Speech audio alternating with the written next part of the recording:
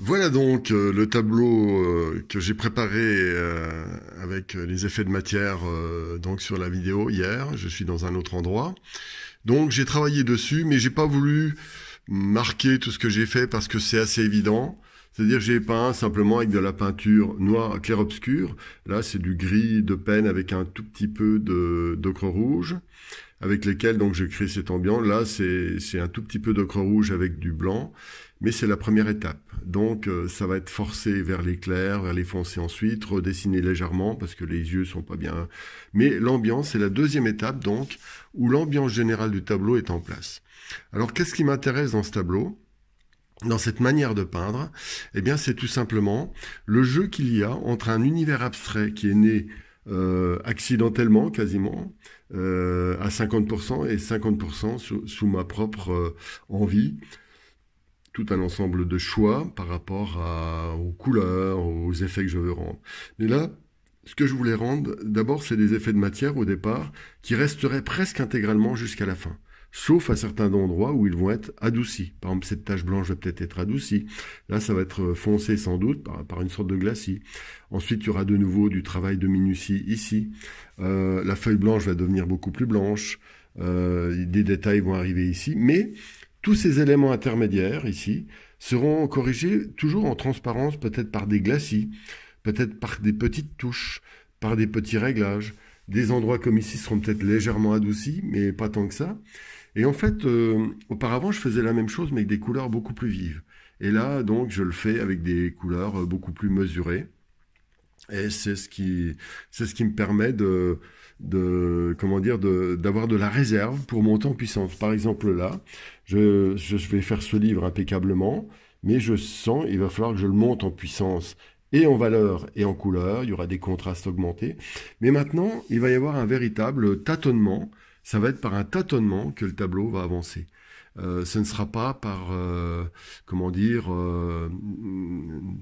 une peinture sur un dessin, etc. Et en fait, c'est une espèce de promenade à l'intérieur de l'énergie interne des matières que j'ai montrées dans la vidéo précédente, que je surfe là-dessus. Et donc, il y a une espèce d'union qui se passe. Et ce que j'aime surtout, alors ça, c'est un peu ma philosophie de la peinture, c'est-à-dire que pour moi, le connu est un bateau qui flotte sur l'inconnu. Et pour moi, avoir fait tout ça, ça symbolise un peu l'inconnu, alors que le visage, lui, le connu. Et ce qui est amusant pour moi, c'est de voir comment tout s'intègre. Les choses qui apparaissent naissent de quelque chose. Par exemple, des fois, ça disparaît complètement, comme ici. Voilà, donc c'est ce qui est intéressant. Et ce qui est aussi amusant, c'est que ce tableau, j'avais pas prévu de le faire comme ça au départ. Je voulais faire un ton beaucoup plus doré, doré jaune. Mais en fait, ça me déplaît pas comme ça. Alors, je pourrais aussi de nouveau, si je voulais, refaire des effets de matière, recompléter, etc. Mais voilà, donc c'est pas sûr. Je réfléchis en fait. Voilà. Alors, j'utilise là un médium léger, donc avec de l'essence de pétrole, plus un médium là qui vient chez Marin, ou parfois je change, mais des fois du médium flamand. Mais c'est un médium maigre qui permet de travailler en pâte et de faire des effets d'estampage. Voilà. Parfois, je fais la même chose, mais plutôt avec des hachurages. Bon, je fais des variantes. En fait, à chaque tableau, hein, ce qui est très important, c'est de créer une espèce de recherche, c'est-à-dire que ça, je l'avais jamais vraiment fait. J'ai déjà fait des nus, j'ai déjà fait cette méthode, mais pas avec ces gammes de couleurs et pas avec cette méthode tout à fait. Chaque fois que je fais un tableau, en fait, il est très important pour moi d'intégrer des ingrédients que je n'ai jamais utilisés.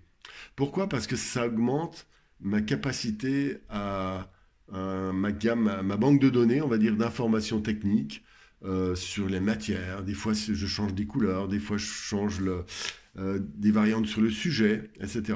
Bon, là, le sujet est un petit peu classique, hein, comme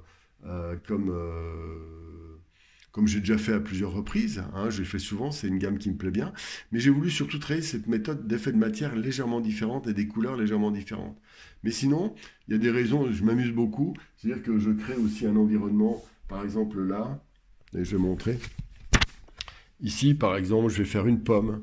Ici, je vais ajouter des objets de la peinture. En fait, c'est un petit peu des quelques symboles que j'aime bien évoquer. Le livre, une pomme, les effets enfin les appareils des éléments de la peinture, une feuille. J'aime bien la feuille parce que ça symbolise aussi la légèreté, la fluidité, la pureté aussi. C'est une feuille blanche et je vais en faire sans doute plusieurs ici. Peut-être une ici. Mais là, alors ça c'est aussi un point important. Ce tableau, je fais une vidéo quand même. Je referai une peut-être plus tard avec, voilà. Mais il y a un moment, je suis dans la phase 2. La phase 1, vous l'avez vu, c'est la vidéo précédente, c'était les effets de matière. Mais là, donc j'ai essayé de bien expliquer comment on les fait, etc. Puis avec toutes les variantes possibles, hein, que vous choisirez vous-même quand vous le ferez. Mais ça, c'est extrêmement important. Ensuite, là, donc j'ai fait le travail plus classique d'avancée du portrait, mais il n'est pas en place. Et en fait, il est en train de sécher. Ça va me prendre sans doute une bonne semaine, 5-6 jours. Vous voyez, par exemple, tous ces effets-là, c'est de la peinture à l'huile. Hein. J'ai pas fait à l'acrylique. Je préfère les effets de matière à la peinture à l'huile parce que ça donne une espèce d'onctuosité intéressante. Et donc, ensuite, je laisse sécher. Mais il y a un deuxième élément. C'est pas simplement le séchage de la peinture, c'est aussi le séchage de l'esprit. Je veux dire par là, c'est que le tableau, je vais le regarder, je vais me dire, ah là, ce serait mieux comme ci, ce serait mieux comme ça. En fait, je vais entrer en communication pendant son temps de séchage sur le radiateur avec lui pour savoir, avoir quelques pistes vers lesquelles je vais pouvoir me diriger ensuite. Voilà, tout simplement. Voilà, c'est ça le bonheur de peindre. Et voilà, après, alors peut-être que là, je vais faire un drapé, ici, ou pas. Peut-être que là, je vais rajouter 1 ou 2 tubes de peinture, peut-être. Je sais pas. J'aime bien mettre des éléments un peu anecdotiques, mais très très discrets. Voilà. Donc c'est un petit peu une recherche actuelle, voilà, sans prétention. Bien. Eh bien, donc n'hésitez pas à me poser des questions. Vous pouvez bien sûr vous abonner à ma page si vous le souhaitez.